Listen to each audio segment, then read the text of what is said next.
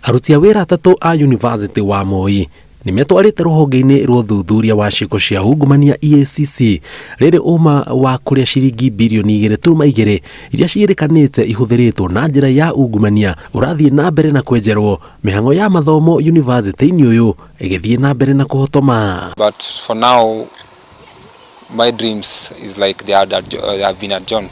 Yeah. I don't know whether we'll graduate this year, next year, which year, I'm not sure. As things goes by, it's now 2 months since the academic calendar started. We have not even entered lecture rooms. We have not had any session with the lecturer. We realize that staff are owed 8.6 billion. Wanawanyama 8.6 billion.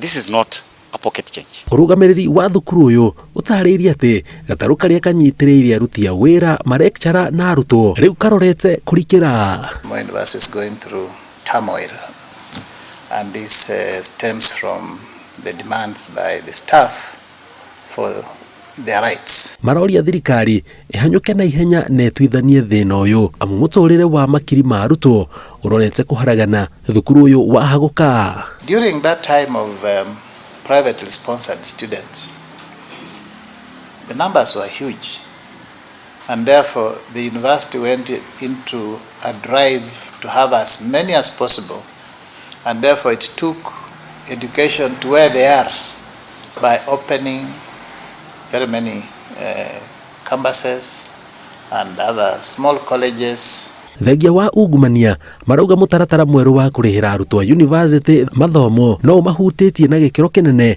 amu nĩ ũmwe wa marĩa macũngĩrĩirie matigwo na mathirĩ. The government was to pay 80% of the cost for the students, but we've been getting 42%, and at times it dropped to as low as 38%. And if that is the only source of income, you can imagine what will happen chronically. So we started not paying for certain things, the debtors. Arutwo arĩa mathomagira gũkũ makoretwo magĩkora magĩthoma mĩaka mĩingĩ gũkĩra ũrĩa merĩgagĩrĩra arĩa mahutĩtio mũno arĩa mathomaga mathomo ma ũrigiti na ũthĩnjani amu nĩ imwe cia kothi iria cioyaga mĩaka mĩingĩ. Ngĩribotera Inooro TV njĩtagwo Jenga wa Wambui.